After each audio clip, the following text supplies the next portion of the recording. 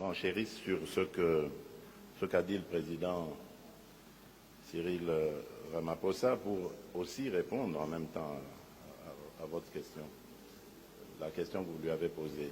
Pour dire ceci, c'est la première fois que j'entends que nous refusons de discuter avec le Rwanda. Le Rwanda, je vous le rappelle, n'a jamais reconnu, ou si vous voulez, a toujours menti sur la vérité de ce qui est son agression contre la RDC. Il a toujours présenté le problème comme étant un problème interne au Congo et les supplétifs du M23 comme étant des Congolais qui sont révoltés à cause de ce qui arrive à leur communauté. Mais tout le monde sait aujourd'hui que c'est un mensonge et le Rwanda est le seul encore à nier cela, à continuer de dire qu'il n'agresse pas la République démocratique du Congo malgré toutes les preuves et documents qui attestent le contraire. Donc vous comprenez que dans une telle situation, c'est très difficile de discuter avec le Rwanda puisqu'il renie son véritable rôle et qui plus est veut nous ridiculiser en nous envoyant un groupe ou un groupuscule même d'individus qui ne sont que des faire-valoir pour discuter avec un gouvernement comme le nôtre, légitime et reconnu internationalement.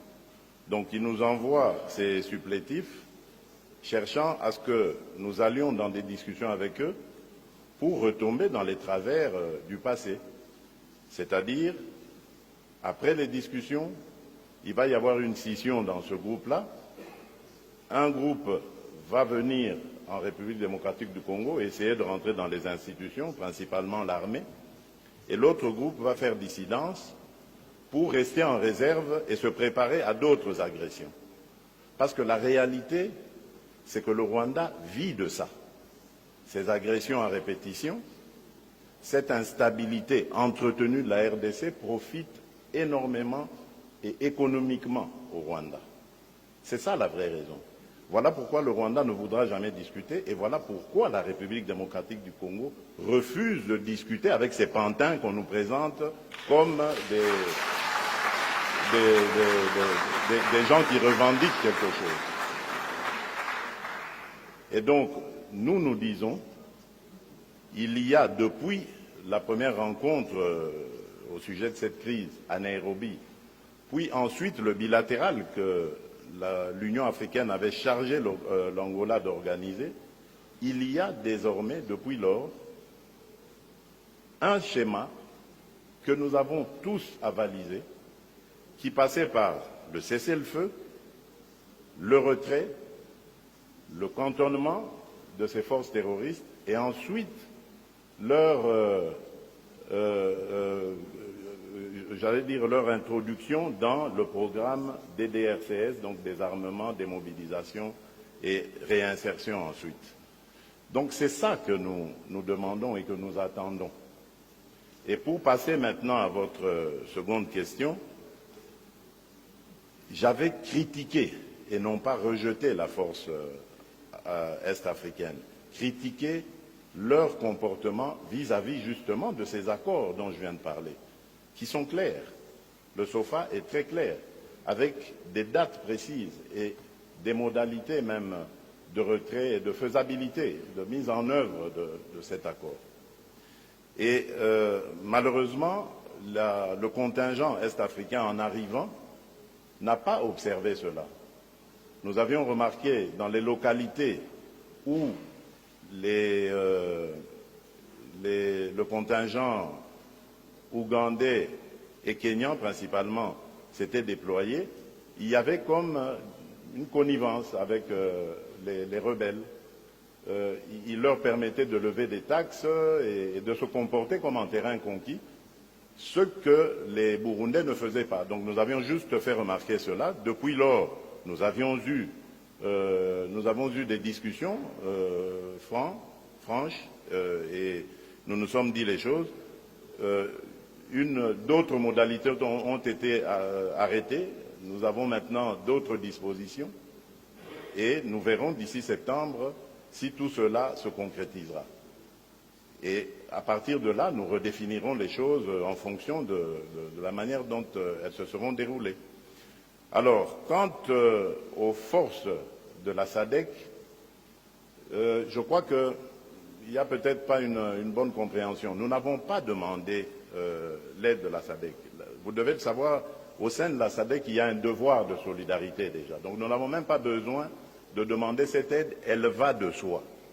Parce qu'au sein de la SADC, lorsqu'un membre est attaqué, les autres ont le devoir de solidarité. Et c'est ce que la SADC a exprimé en m'invitant à cette rencontre de la Troïka, donc c'est le mécanisme de paix et sécurité de la SADC, pour que j'explique la situation de la République démocratique du Congo, mon pays. Et c'est suite à cela que devoir... Je te forme gratuitement à devenir trader rentable. Et sache que ma méthode a fait ses preuves. Moi, mon but, c'est... De solidarité faisant, la SADC a exprimé son désir de venir aussi en RDC, parce qu'obligé par notre charte. Et donc, depuis lors, il est question maintenant de mettre cela en œuvre. Mais vous le savez, je l'ai dit, il y a la force est-africaine qui est là. Il faut d'abord observer comment est-ce qu'elle va se comporter, et la force de la SADC reste en attente et toujours à la disposition de la République démocratique du Congo pour intervenir à tout moment. Et depuis la semaine dernière, je pense, VPM Affaires étrangères, à Luanda, nous avions convenu devant l'Union africaine et les représentants des autres communautés régionales de donner à la République démocratique du Congo la coordination de toutes ces décisions, le management de toute cette crise. Ça voudrait dire donc que le jour où la République démocratique du Congo le décidera, elle adressera alors formellement son quitus ou son go à la SADC pour qu'elle déploie enfin ses contingents ici. Donc pour le moment, nous sommes avec la East African Force et nous voyons comment le désengagement de ces forces terroristes soutenues par le Rwanda va s'effectuer. Jusqu'à septembre, nous n'avons donc aucun commentaire à faire sur cela et nous aviserons d'ici là. Voilà. Merci, Monsieur le Président. Monsieur Grasse. On ne peut pas dresser un bilan définitif à ce stade. Les relations internationales étant pérennes, inscrites toujours dans la continuité, dans l'éternité, je peux dire que jusqu'ici, ce qui s'est passé était bien, mais nous pouvions mieux faire. Et c'est ce que nous sommes en train de faire maintenant. Il y a toujours, dans les relations internationales, la possibilité d'améliorer les choses. Et c'est ce sur quoi nous nous sommes penchés cette fois-ci. Vous avez bien entendu le président Cyril Ramaphosa le dire, mais avant, dans le compte rendu du vice-premier ministre, ministre des Affaires étrangères également, on a insisté sur le fait que nous allons devoir faire le suivi et la mise en œuvre de cela. Parce que ces résolutions ont toujours été prises et répétées en vœux pieux, et aujourd'hui, nous allons tout mettre en œuvre pour que cela devienne réalité. Et surtout, en ce qui concerne le milieu des affaires, parce que comme vous le savez, la difficulté qu'a l'Afrique aujourd'hui, c'est de commercer avec elle-même. Le plus grand nombre d'échanges commerciaux et économiques que l'Afrique fait, c'est toujours en dehors du continent.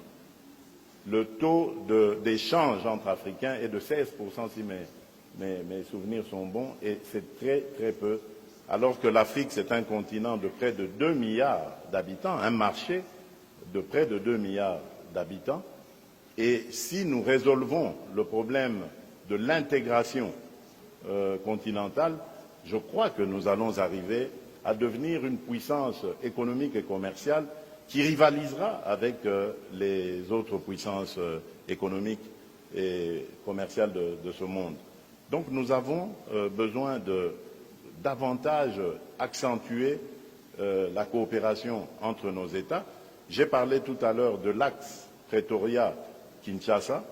Ça signifie, entre Kinshasa et Pretoria, vous avez deux pays qui sont potentiellement riches, qui sont démographiquement bien peuplés et qui peuvent, avec leur influence, booster toute la zone d'Afrique australe et l'amener à un autre niveau économique, ce que nous souhaitons tous. Bien évidemment, cela passe par davantage d'échanges et surtout de suivi des résolutions que nous prenons ici. Et c'est cela, pour répondre à votre dernière question, que j'attends de l'Afrique du Sud. Parce que nous avons dit les choses ici autrement qu'elles n'avaient été dites jusqu'à ce point. Et j'espère aussi que nous allons les faire autrement qu'elles n'avaient été faites jusqu'à ce point.